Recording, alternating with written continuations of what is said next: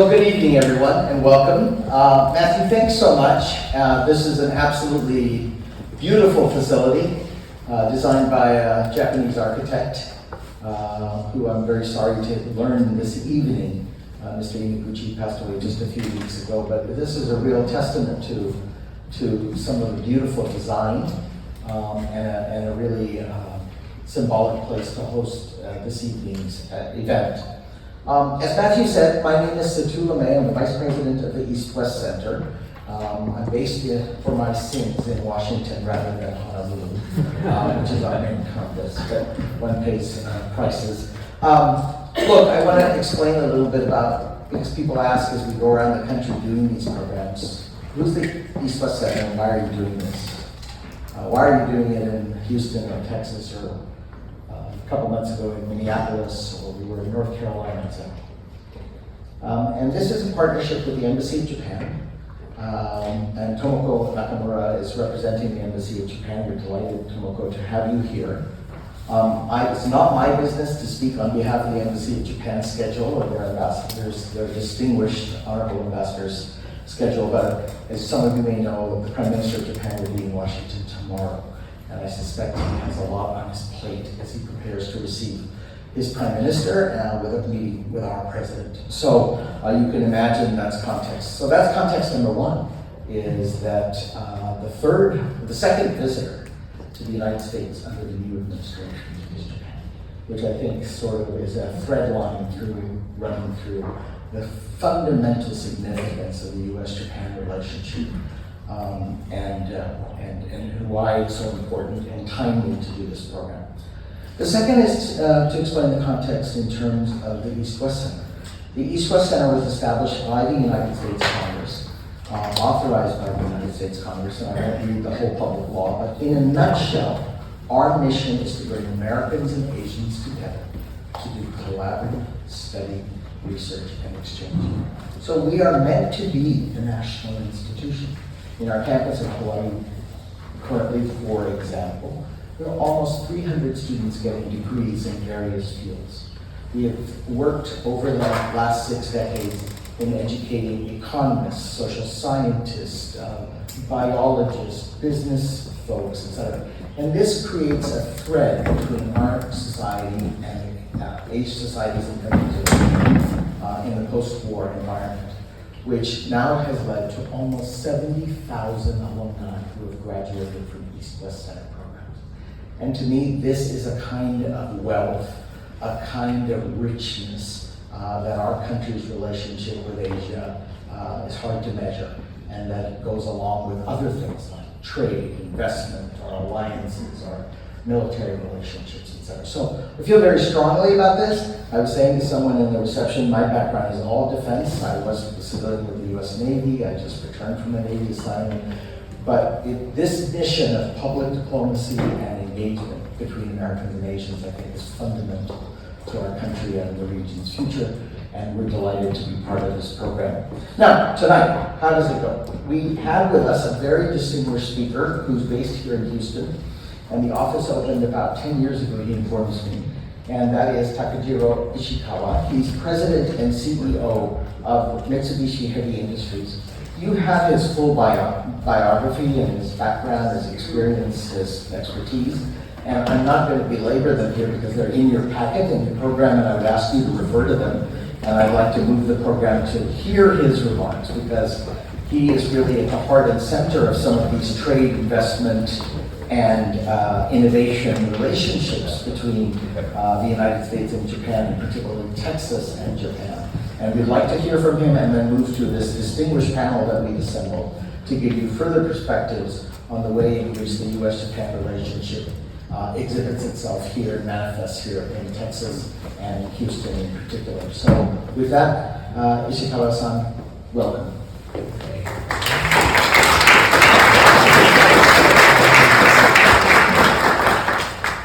Good evening, ladies and gentlemen. My name is Patricia, and I was only given 5 minutes for my keynote, which means I'm on a very short leash. I think they were very careful, so I would ramble on and say something bad. But so I'll get to the point. Our firm moved its headquarters to Houston in 2016. I came to Houston on October 2nd, 2017, 2 months after Harvard. People in Japan said, "Are you really going to go to Houston? Isn't that a disaster area where nothing works and everything is in chaos and there's looting on the street?" But when I landed, I was really surprised at the resiliency of the people of Houston. I think there were probably close to 500,000 cars that were totaled because they had gone underwater. But 2 months after, I think most of the city and its people were back on its feet and working and on its way to recovery. That really showed me on day one that this city is to be reckoned with. We have 11,500 people on the ground here in America, of which Texas by far has the largest population. I think we have over 3,500 if I'm correct, right? Roughly. So Texas by far is the most important state for our firm. There are 118 Japanese firms that belong to the Japanese Businessmen's Association of Houston, which by far is the largest in Texas. Dallas, I think, has a few less. Austin, a lot less. And there's also Brownsville and Akron, but they're also very small. So Houston is really a magnet for Japanese companies these days. And the reason is, maybe 3 reasons. Houston has always been known to be the energy hub of the world. Japan, as you know, imports 10% roughly of its LNG from the Gulf, the US basically. About 6.5 million tons a year. It was a 13% increase from last year, from 2023 to 2024. America is really our security blanket for getting critical minerals, critical fuel, and technology. In addition to fuel, Houston, Texas is also the home of new technology. Today in Houston and Texas, there are 5 startup companies dealing with climate change, where 10 of us collectively have invested to garner the technology of these startups that hopefully will help our economy decarbonize.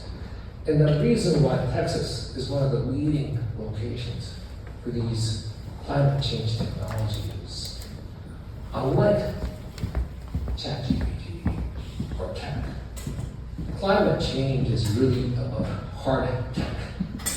You need to build a carbon capture removal facility, or a hydrogen facility, or a combination of, to decarbonize industry.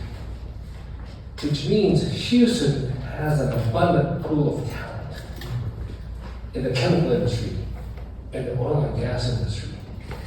That's why it spawns all these cool, cutting-edge climate change technology using the technologies from the oil and gas industry, the fracking technology that has been perfected here in Texas, in the Caribbean, and also the chemical industry that has really taken over the world's chemical industry upside down, because America is now the source of the cheapest raw material. So that's why Texas is really the nexus of connecting the world with its technology. And my college just made me sure that I name UT first. And Professor Maclachlan is our honored MHI professor. But Texas is very good about retaining its top high school students, right? I'm sure people know here that the school systems allow the top 10%, and for UT I think it's 6% now, they get admission into the Texas public school system. So it does its best to retain the smartest kids in the state. And when I talk to a lot of our guys and girls in our office, we have a lot of UT, we have a lot of A&M, we have a lot of UAT. And they just love Texas. They don't want to move away from home. And they love barbecue. These were the two things that I was told. Tam, you really need to get into this because Texas football is a religion. So if you really want to know what Texas and football mean, you need to watch this series called Friday Night Lights. And I did that. And I asked the gals and the boys in our firm, is that all true? And they said, well, it's every bit as true. Because my first boyfriend in high school was a football player. That's what the Catholic told me. But anyway, what I wanted to kind of relate to you today is Texas is really open for business, right? Low income taxes, hardly for citizens for state tax, very low income tax for corporations. And the money that you can get will buy you a real nice place to live. You can't get that anywhere in any other metropolitan city in America. I don't think there are too many places as good as here. And maybe people in Texas take it for granted, but we, as guests into America and into your state and your city, we fully appreciate that. So please stay tuned. There will be much more news coming in your way, where there will be a lot more investments and a lot more exciting stuff happening between Japan and Texas. Thank you so much for having me.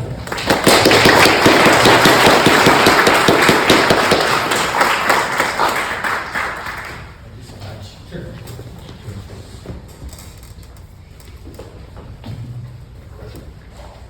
Well, thank you, Mr. Ishikawa. That's why we had him as a keynote. We were told that he was a wonderful raconteur and speaker and storyteller. And of course, his enthusiasm about Texas and his business here really comes shining through. So delighted that you were able to spare time and join us tonight.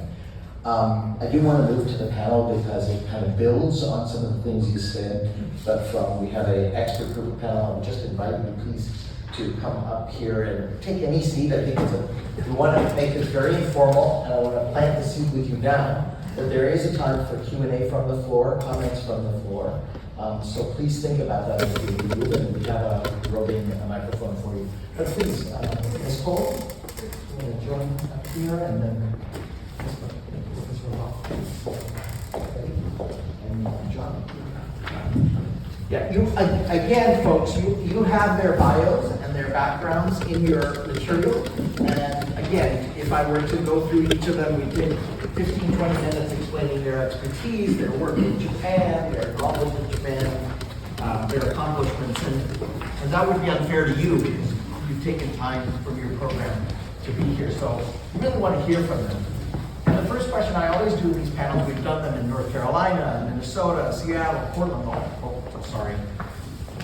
We've done these programs all over the country, as I said, with Japan, in Portland, and Minnesota, and Iowa, and North Carolina. And each one is a little bit different based on the demographics of the state and the interests and the key links with Japan. But here, as you can see, there is, as Mr. Ishikawa said, a very heavy business component, very heavy energy component.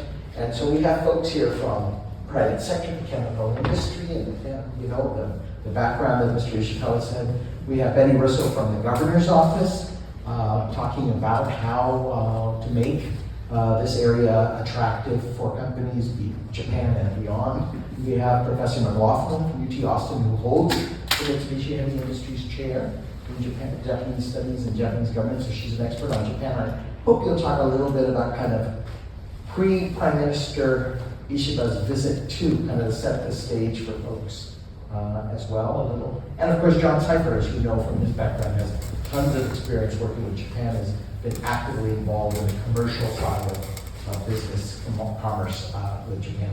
So, first question, starting with Ms. Cole, just to go down. From your vantage point, apart from what Mr. Ishikawa said, what are some of what you have seen develop over the decades that you've been involved that make the Japan Nexus so strong, sustainable, and if you have suggestions, what more needs to be done to sustain and build up? Good questions. Well, I'm very old compared to this group here. And so when you ask me that question, I gotta go way back to the time when I started Cold Chemical. And the reason why it's not called, as you can see, Fujimoto Chemical, right? Because there was Japan bashing going on. So you had to be very aware of the trends and what was going on in the country. And so that's why it's Cold Chemical, besides the fact that I had a daughter at the time, and I wanted to keep her name and my name the same going to school. But what I've seen over the years is that more Japanese companies coming to the U.S. I think more Japanese expats are really embracing Japanese Americans. Initially, I don't think they did because they felt like our families kind of left Japan, right? And so earning that respect through the Japanese American veterans in World War II and what they do in terms of their courage and bravery and all the honors that they received, I think they actually, even just not beyond Japanese, but Asians, right? We're on their shoulders in terms of how we go forward and being respected, I think, in the community. So a lot of that's changed. But Houston is very unique in terms of the medical industry, energy, chemicals, NASA as well. So we have a lot going for us as well, besides that education factor, right? We have some good schools. But I think too, over the years we've seen, like with John, taking our mayors to Japan, right? And introducing them to businesses here and there, and how do we help companies expand their business? But there's plenty of, organizations out there that people should be aware of, right? Who can help you actually meet people and do business. It's one thing to meet somebody, but you really need to go to Japan, right? And you really need to follow up, stay in touch. You need to know what the rules are.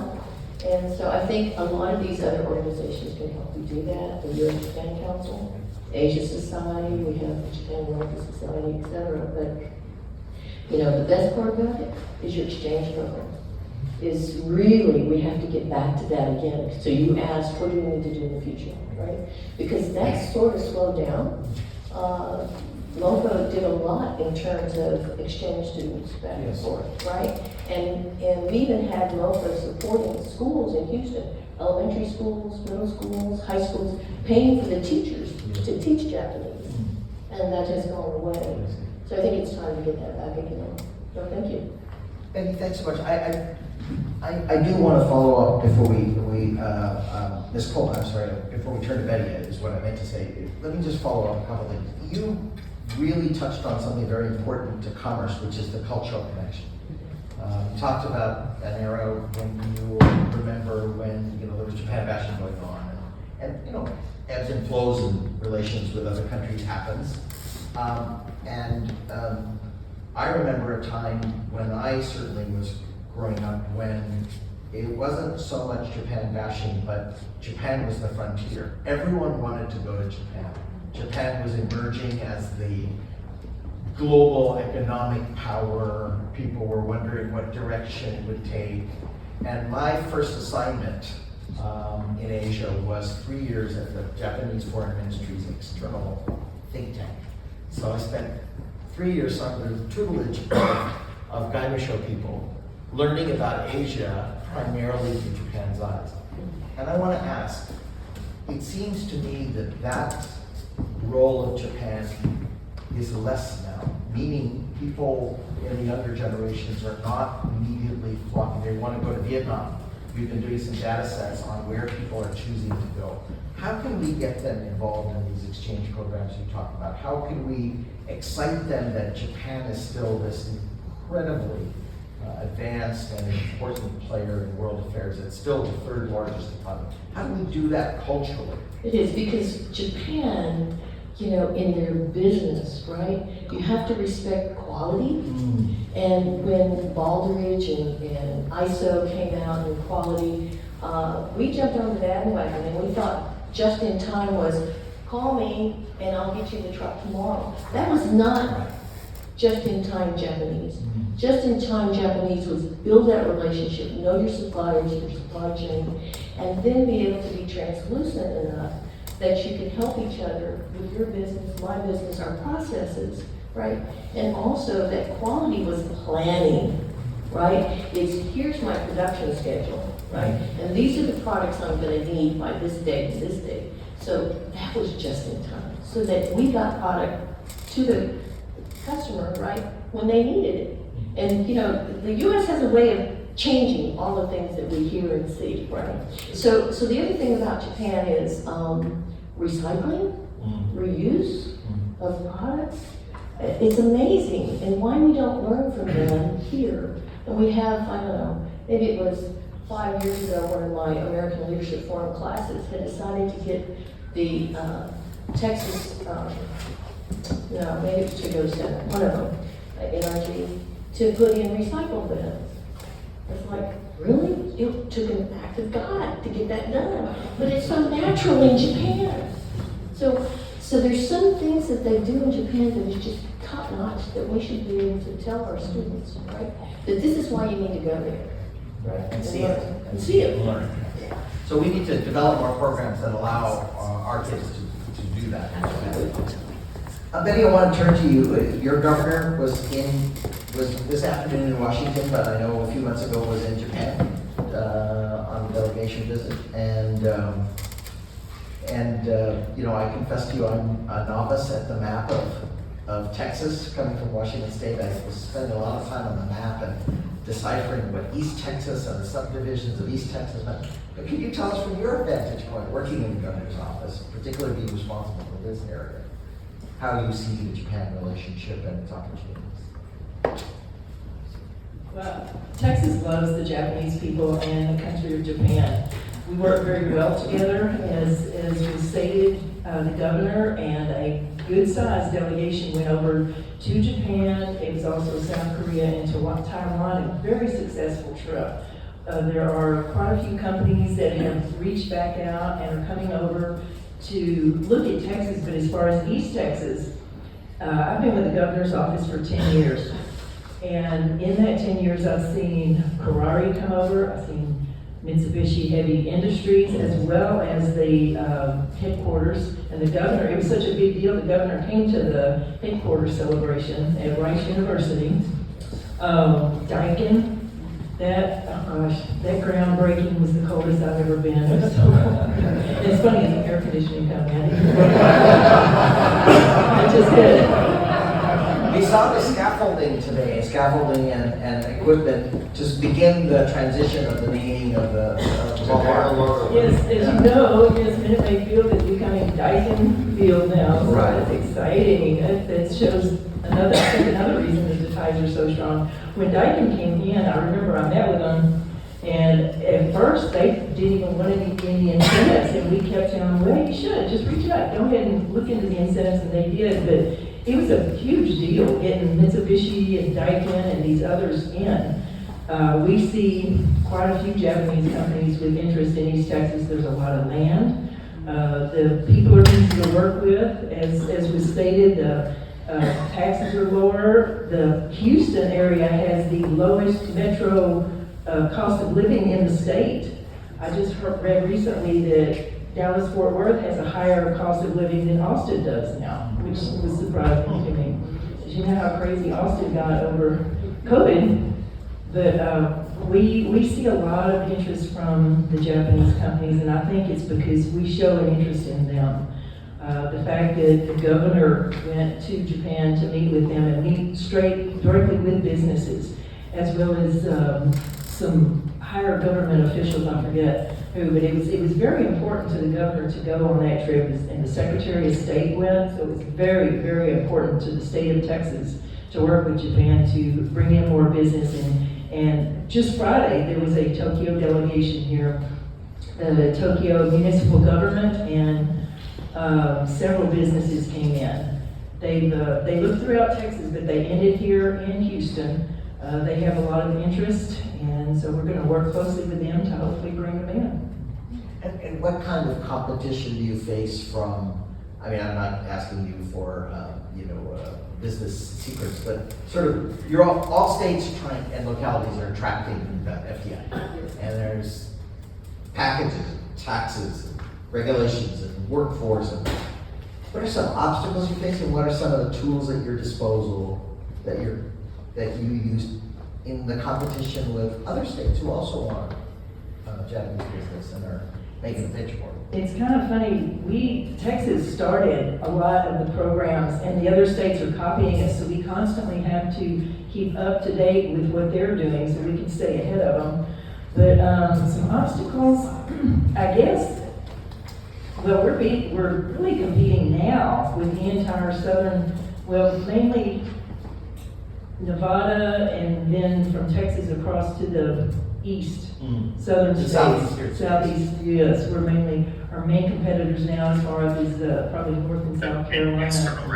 So the obstacles is just staying on top of everything to stay ahead of the other states so we can entice those companies. And as far as incentives, we try to keep our legislators up to date on what is needed and try to keep them from slashing our incentives, because incentives are something that nobody likes, but you have to have them. At the very end of the deal, you better have incentives, because if you don't, you will lose it to, say, Louisiana around here.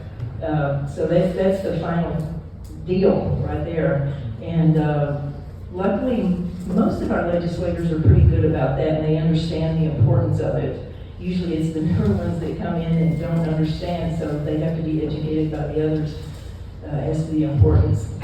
When Governor Abbott came on board, I was told he really didn't understand economic development. Some of the legislators explained to him how important it is, and now he's 100% behind it. So, thank you. Thanks very much. Professor Maclachlan, if you don't mind, I'm going to go straight to Mr. Cipher for a second. Sticking on this commercial bit, and I'd like to come back to you on the government, the politics, the foreign policy, the Prime Minister's visit. John, you've been heavily involved, as your bio shows here, the commercial aspects. You've been working on this greater Houston trade development. I have to ask you, what do you see coming ahead, specifically in the area of Texas-Japan trade? As you know, there are all kinds of discussions about various new kinds of trading arrangements and tariffs and what have you. And so how might this affect the trading relationship and the character of Texas-Japan trade? So, I mean, the tariffs yet to be seen. Sure. But for now, Japan is a huge trading partner. I speak for Houston, but speaks for Texas. For Houston, Japan is our number 7 trading partner. We're about $13 billion worth of trade. Wow. But foreign direct investment wise, they're one of the top ones. And Betty will be a couple of the larger ones that we've been able to bring here. We are privileged in that we have a deep connection to Japan. I mean, everything that Don Cole was just saying, the cultural connections that we have with Japan, the commercial connections that we have with Japan. There's a lot of similarities between the way Texas does business and Japan does business. There's a lot of Latin influence here in the way we do business, so there is a value on personal relationships in Texas. There's that, there's ANAs in the audience, there's connectivity to Japan, great connectivity to Japan, great connectivity to the larger cities in Japan. And there's mutually shared goals between Japan and Houston as a region. And one of those is energy transition. Tad was hitting on that a bit earlier. And that's a huge opportunity for both of us. The partnership has led 2 trade missions to Japan in the last 2 years. Don Cole was a co-organizer. The first one was the mayoral-led mission. There's a lot of people in the audience that went to that. And then the second one was strictly focused on hydrogen. We did that with the Japan Hydrogen Association. And it was a huge success. Japan right now is heavily vested as a country in this. They've got big goals set by the government of Japan. They need to be carbon neutral by 2050. They need to reduce emissions by 46% or something like that by 2030. So these new technologies that are coming forward are key for that. Zach was alluding to that earlier. We have large companies, Sumitomo's here, Mitsubi's here, MHI's here. You know, we have very large companies that are investing in startup Houston companies that have these technologies. They're going to help both regions. So the Greater Houston Partnership did an analysis through McKinsey. This is, I mean, I gotta tell you, my organization 5-6 years ago, you almost didn't have to say climate change. You're like, what are you talking about? You know, now we've gotten fully behind it, and it's because it's a moral place for us, but it's also now a commercial one. McKinsey did a study for us, and they said, you know, if you stick with oil and gas, if you stick with traditional energy, you're gonna lose 500,000 jobs. If you embrace new technologies, and you embrace energy 2.0, if you wanna call it that, you're gonna gain 500,000 jobs. Now that's not because there's less oil and gas coming out of the ground. There's more. There's more. Pre-COVID, we surpassed the level. Right. It's just that the old patch has gotten so efficient that they're doing with a third less of the equipment and a third less of the work. And that trend will continue. So it's either embrace energy transition or get left behind in the jobs department. And so we fully embrace that. We have organizations inside the Greater Houston Partnership that are dedicated to that. You know, sustainable aviation fuel. We have ANA in the audience. TAC is a big member of the Houston Energy Transition Initiative, and we also have the Center for Houston's Future, which spearheaded the campaign to get the government grant to place Houston as the hydrogen hub for the entire Gulf Coast. So it stretched all the way down to Corpus Christi. And that was the largest grant ever given by the Department of Energy. So we are embracing, and we go to Japan and we see that. That's why we have the hydrogen mission there. And we see the appetite for it. There's been a lot of spend on the, we went to the Chiyoda hydrogen facility. There's been a lot of spend on the supply side. I think there needs to be a little bit more spend on the demand side. But it was a very illuminating experience. And we will continue to do that as a region with our partners that are here in the audience. We can't do it without them. Let me follow up on two particular areas of the energy portfolio that have made me curious as I was prepping to come here. As you know, Japan has historically had roughly, give or take, a third of its electricity generated by nuclear. The second, of course, is LNG has become a big thing now. And of course, there are still, you know, pretty hefty debates in our country about shipping LNG out and terminals and flow and how and in what form.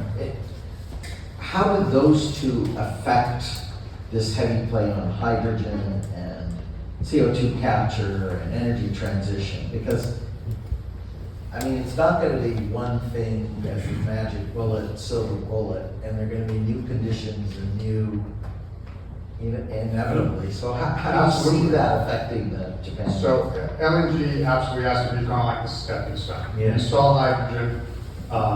It's got some ways to go, you know, and you're going to have to do a lot of the LNG importation for that. I mean, I've never seen a hydrogen filling station, like, you know, where like a Buc-ee's for hydrogen. Right. I've never seen a hydrogen station at a Buc-ee's ever.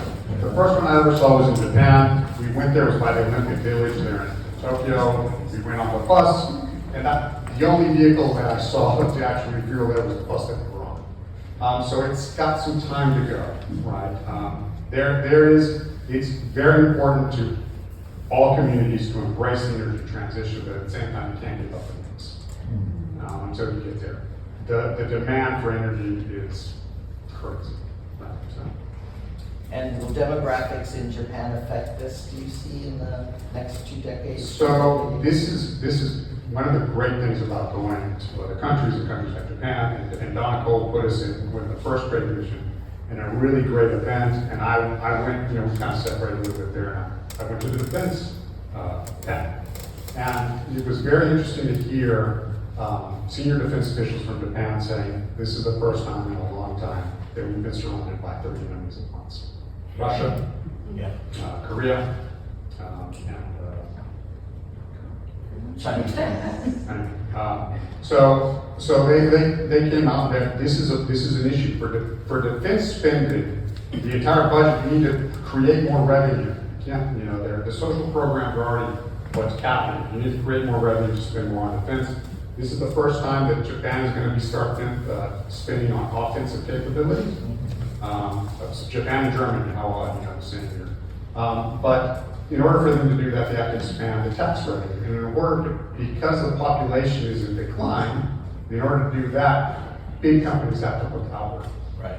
And what Houston wants to do, going back there, and what the great people in this room, Don and Tack and the rest, could go up, they're the best ambassadors because they've made it here, they like it here, they love living here.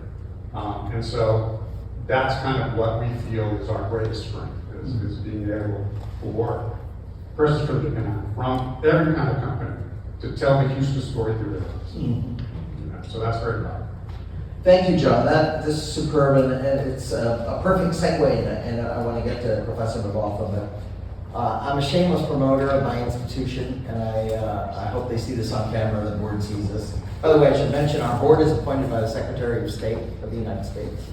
5 members. 5 members by the governor of Hawaii. And those 10 then pick 5 members from the region, from the Asia region, Indo-Pacific region. So we have members from Japan, currently from India, Korea, Pacific Islands, etc. So those are rotating, they serve 3-year terms. But I wanted to set that up as a way of advertising something we do call the Asia Matters for America series. This is the publication on Japan that we've done for many years, and we use as a basis to talk to people around the country. And it breaks down Japan's impact by every U.S. state and congressional district. And we work very closely with the U.S.-Japan caucus in both the Senate and the House side in Washington, as well as I said, state-based and local-based programs. And the reason I mentioned this in the intro and segue to Professor McLaughlin is because, and I want to be very careful in formulating this, there is no country in the world, which on every metric that we use in mapping out its importance to the United States, as deep and important as Japan at national, state, and congressional district level. It doesn't mean Japan is as important for every congressional district as some other countries are, but it means when taken as a whole, Japan's importance on trade, investment. A couple of areas I will flag that we're really hurting on is students and exchange, which you mentioned, Ms. Cole, on cultural exchange has gone down. Partnerships in certain areas that were very robust, as you well know, in the late 80s, 90s, even the early 2000s need to be refreshed and revived a bit. But overall, this laydown, and as you can see there at the back, we have similar reports for other regions of Asia as well as other countries in Asia. So you can do direct comparisons, you can print your district, print your state, and the one-pager for Texas is included in your packet. It's all online, it's all free, and it's all publicly accessible based on a combination of U.S. Census, Bureau of Economic Analysis, and other verifiable data. So it really is meant to be fact-based. And I want to map that because that gets to, we've talked a lot about commerce and the Texas Nexus with Japan. But Japan is huge internationally, as I started by saying. It's the 3rd largest economy in the world. It's a massively modern military capabilities, moving to long-range offensive strike capability. It's announced a doubling of its defense budget. We can play with the numbers based on the yen value of a particular date and all that business. But tell me, Professor McLaughlin, for our wonderful audience here, what would you highlight about the U.S.-Japan relationship on the eve of a minority government led by Prime Minister Ishiba arriving for a very dominant new administration that has won our elections and is now in office? Should we be looking for? I think that's a really good question. And by the way, thank you for having me. I'm really pleased to be here, and I love this space. So it's really great. And I'm looking forward to meeting many of you later.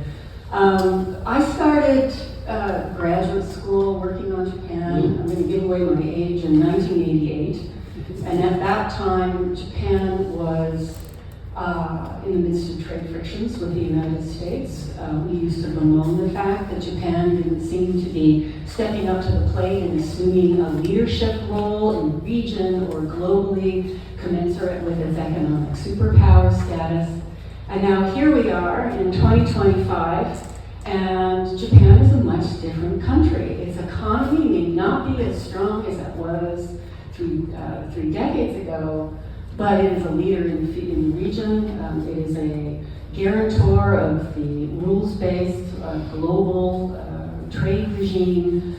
It has really emerged as a significant power, not just for us, but for the world, and especially for the region. And it's been fascinating for me to watch as it cultivates relationships with Southeast Asia, with Taiwan. It still has a strong trade relationship and a good diplomatic relationship, although sometimes fraught, with China. And I think that's an extraordinary accomplishment. And as John just pointed out, its defense spending is now going. So I think we can anticipate that Japan's going to become even more of an important player globally. And so that gives me great hope for the relationship. Sometimes I worry about the relationship, however. It's not Japan that keeps me awake at night, it's more the United States. I'm not sure that they are as committed to bilateral relationships as they used to be, so I'm sure that's on the minds of many of us, and it does concern me and many like us who work in this field. But to my mind, and this really builds on Donna's points about exchange, I've done some work with international organizations, bilateral track to organizations like the Japan Foundation, Japan-US Friendship Commission, and CULCON, which is an organization for educational and cultural interchange. And we have noticed, all of us who work in these areas, a decline in people-to-people relationships. And it sounds almost trite to say this, but I believe in my heart it to be true that the core of any long-term bilateral relationship depends on those educational ties, cultural ties, as well as people-to-people ties between businesses. And I agree with Donna that we can do more to help that. Governments will come and go, we'll have our ups and downs, we'll have good state visits, we'll have not so good state visits. But those enduring ties are really key. And if I can just piggyback on Donna's points about what can we do to improve exchange, one thing I think that is a deterrent to Americans going to Japan, particularly students today, is the expense. Yeah. It costs a lot of money to go to Japan, even when the yen is low. So I have a lot of students who are deterred by that. And I also think we can advertise Japan better than we do.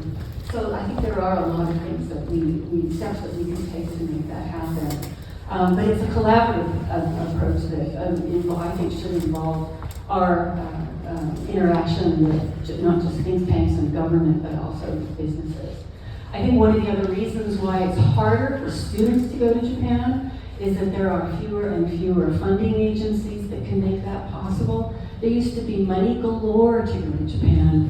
Now there are only 2 or 3 national organizations who can make that happen, including the Japan Foundation, and their budgets are shrinking. So I dare say it's up to the private sector now to make that possible.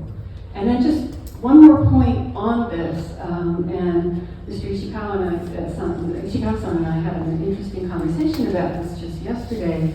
I'm very concerned also about the decline in the number of academics, experts, particularly in economics and policy studies, in political science, who work on Japan.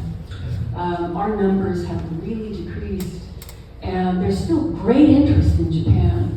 And I think our humanities programs are doing quite well, although my colleagues in those fields at the higher education level are worried about their futures and whether or not their positions will be replaced with other Japan experts when they leave their positions through retirement. But particularly in the areas of policy, economics, and political science, the number of experts in our universities is rapidly going down. And because of that, we worry about the so-called next generation of experts in Japan studies who can become leaders in bilateral relationships, whether it's in the business field or in government to government and policy levels. So that's something very much on my mind. I'd be delighted to talk to anyone of you who would like to discuss that further. I can tell you that there are a lot of us in those universities and think tanks and in the policy world who are thinking about this and looking for solutions and also looking for ideas. So I think it's a big goal going forward.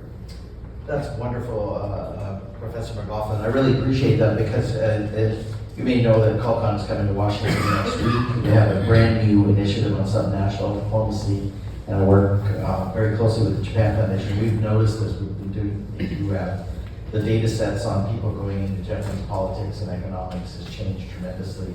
The Japan Foundation has been doing stuff on Japan, US, and some trilaterals, which gives me an opportunity to mention there's a flag in here where you can get the QR code and download. Just to give you an example of how active Japan is in the world in the context of the US-Japan relationship. First of all, they are the originators of this concept of the free and open trade.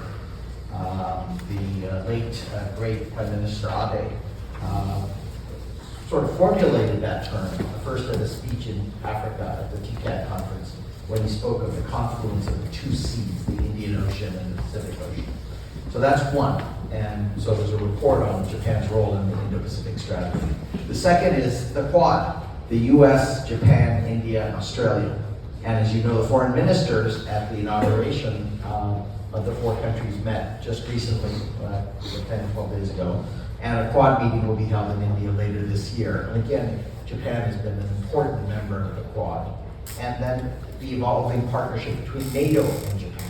So you see, in some sense, that we've failed to keep up with a very kind of dynamic international Japan because of kind of focus on other issues, China and other. And it would be great to work with you and your team colleagues to certainly, I have an interest in rebooting that. Yes, please. We'll talk, we have lots to talk about after. But I did promise that I would turn it over to you. And I want to get the research. So ground rules are very simple. Address a comment or question to one or more of our panelists. Use the mic, please, and introduce yourselves, and then we'll let our wonderful panelists respond. Who'd like to start? Yeah, please first here. Yes. Yeah, please use the microphone that's coming, and then we'll go around. My comment is to Why don't you stand up, miss? the person from the University of Texas. So the superintendent, Mike Miles, I think is his name, he actually is sending 300 students to Japan. There's funding for that. And it's if you send your kids to school so many days. There's not a lot of kids that get qualified for that. You have to have like certain attendance. I think it'd be interesting to see, okay, well, is that funding, could we expand it to where like there's those 300 kids, right? There's the funding's already there. Well, do you put another trip with them? So do they hit Japan and another country on the way home? Like, what do you do? I think it's an interesting subject, but I don't know if that funding's ever gonna end. So you said it's only up to the private sector. I don't know if parents are gonna revolt and be like, why are our tax dollars going to this? But it'll be interesting, so. Any comments on that from anyone? I mean, I think many of you guys can speak to this, but why don't you start, Professor, because the question is interesting. I think those are wonderful initiatives, and it reminds me when I was much younger, Rotary would send students to Japan for sometimes up to a year. So that kind of funding, public funding, has been. Rotary is not a public institution, of course, but there used to be so many different pots of money for this in the past. Now the diversity of those groups has declined and the amount has declined. But yes, there may very well be pushback from parents who see that as a bit of a splurge in tax dollars. But I do think there are creative ways to make this happen. And I also feel that study abroad programs in our universities can be expanded. I know at UT we have a great program. It's called Texas Global or Global Texas. And we send, I believe it's like right now there are about 110 students who are doing study abroad in Japan at various universities. The difference today is that when I used to think about study abroad, students would go for a year. Now maybe a semester, but more often short term, summer or a 3-week, we call them now Maymesters. where they go to a destination somewhere around the world, including Japan, for a very short period of time. And that has to do with tuition expenses because these students are paying tuition. And also the cost of living expenses of going to Japan. But in my view, I love the idea of younger people going to Japan as kids and being able to learn the language when they're still elementary school students or young high school students. That's the greatest time to put the Japan bug And in the next generation. the low SES students that have that free opportunity, if their parents just send them and get them to school, I think that's the coolest part. Yes, that's a really good point. And another challenge I know from participating in some study abroad initiative programs is that some families are reluctant to let their children go abroad for a lengthy period of time. That's still, sometimes there are cultural reasons for that, sometimes financial reasons. And that's a barrier sometimes that I think schools can work hard to address. Thanks. Ms. Cole, you've thought a lot about this and been active in this area. So Mike Miles sent students to Japan. He also sent them to Washington DC. Okay, and so in order to help, you asked how we can expand it. So it's HISD has a foundation. So Bob and I sent 30 grand to get these students backpacks because they didn't have luggage and roller bags, right? When we think about it, they didn't have that, right? All of you in this room, all your kids probably have a roller bag and a backpack. These kids didn't. And so it's really important that we find out from HISD what do they need and how can we help. Ma'am, you were next. Thank you. Hi, I'm Ellen Goldberg from Sister Cities of Houston. Okay. Sheba is one of our sister cities. We have 19 of them. Right. It's very exciting. Tonight is great because we're actually having a conference in a summit in Japan in September. It's celebrating 170 years of the relationship between Japan and the United States, but it's also the 70th anniversary of Sister Cities International. Fantastic. For those of you who don't know what it is, President Eisenhower wanted to have citizen diplomacy, and so this is the result. As a matter of fact, we had worked with the State Department to come up with some junior or youth ambassadors for the expo that's there at the same time we are. So I'd be glad to talk to anyone. Also, we have the new president, James, and his wife, and two of the people from Sister Cities International. So please come and see us, and we'll be glad to tell you all about it. Well, thank you so much for that. And are you working with Ambassador Hachigian in the Office of Subnational Diplomacy there at State? Is that? I'm not, but the president of Sister Cities International. Okay, terrific. He's actually in Fort Worth. Okay. So Texas is playing a big role. Fantastic, because I know that Ambassador Hachigian will be very interested and Okay. probably already has been briefed. Okay, I wanted to get other people. We're almost out of time because there's a reception with famous sushi from the area, and I want to make sure you get a chance to talk amongst yourselves. So last question, and then we'll go to the reception. I guess the elephant in the room. Please. Okay, so as soon as I came into the building, I saw a beautiful picture of the bullet train. Can you give us an update? I've been in transportation planning for about 15 years. This would be my dream. You know, to take a train and go from Houston to Dallas in what, an hour and a half? Can you give us an update? Who can give us an update on the long-running saga of the bullet train? So we visited, there would be Japanese technology to use for that bullet train. Don and I visited their central, with the mayor. We took the bullet train to visit, the central command station for the bullet train. Amtrak is down there, like I said, just waiting. Not a lot more to say to that. I couldn't give an actual death, I'm afraid. It would alleviate all sorts of congestion. And it would be a great boom region to Texas. We're very much behind it. But there's always one piece that's kind of never there. Right away, funding hasn't aligned very well yet. And land acquisition is a recurrent problem anywhere, and certainly. Yeah, well, it's got right away now, so Right. it's just Amtrak coming in with money. Ms. Cole, you had a comment on this, and then we turn to our final question here. So Texas Central Railway did contract with Amtrak, and so I've been asked as a community member, what are our thoughts? And I just need to get a show of hands. How many of you would like to see the high-speed train between Dallas and Houston? Can you give me a hand? How many would not? Okay, so I'm going to report that back. 10 people in this room. I'm sure you believe, like I believe, once it's in place between Dallas and Houston, we go Houston to Austin, we go Austin to Dallas, you know, then we go down the valley, and then we go to El Paso. So and the thought is, you know, we have right away with all of the high power lines, right?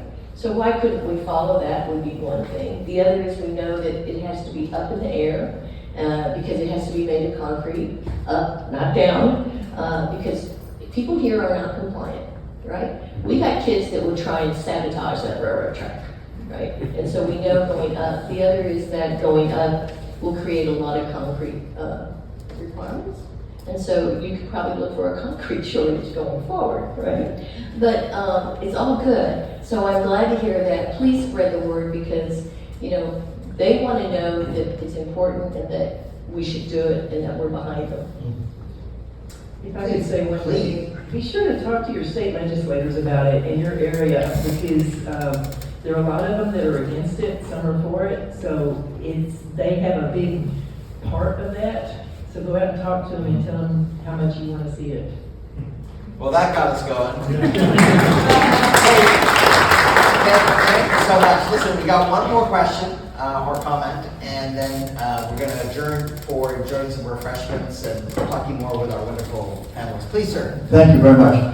Good evening, everybody. I'm Marty Goosen. I am the chairman of the Asian Society, and first I want to wish everyone a happy Lunar New Year, and thank you for being, but more importantly, thank you for being here this evening. This is why the Asian Society exists, is to have these sorts of cultural exchanges, and we're very proud to be able to put on programs. Ishikawa-san, thank you very much for being here, and we are very proud to have this sort of interchange.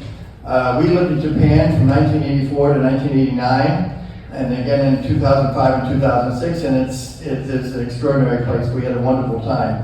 And when my young boys were at school there, they learned Japanese, and at the time, Japan was going to rule the world. If you've been around long enough to know that, because they had all the money in the world. They bought Pebble Beach, they bought Rockefeller Center and everything else. But unfortunately, with the decline in the Japanese economy in 1989 and afterwards, and also the rise of China, one of the things that happened is a lot of young people turned their imagination from Japan, where my sons learned to speak Japanese, and they turned to Mandarin. But I'm wondering over time, and we can discuss this, whether or not with the change in Asian dynamics, and particularly the relationship between China and the United States, if Japan shouldn't be back on the rise, because this is the most important bilateral relationship we have in Asia in any sense. I mean, obviously China is very important as an economic power, but as the most important ally we have in the region, there's no question that Japan and the United States need to continue to develop our bilateral capabilities. We need to have kids who speak Japanese. We need to have more exchange of Japanese students coming here. You could think there were always 150,000 Chinese students in the United States at advanced language advanced programs here. How many Japanese kids were there? Almost none. And that's because Japanese are a very self-sufficient society, and they don't necessarily need that outreach that the other countries do. But I do think that the more we talk about it, the more we build these types of bilateral and trilateral relationships, we're all going to be better off. So the Asian Society's goal is to do exactly what we're doing tonight, is to build these cross-cultural linkages, and we hope that if anybody learns something here tonight or wants to gain new relationships, we want you to build on that, because we think this is an extremely important relationship for us. And again, I wish you all a happy Lunar New Year, and I hope you have a good time at the reception. Thank you for joining us. Thank you very much.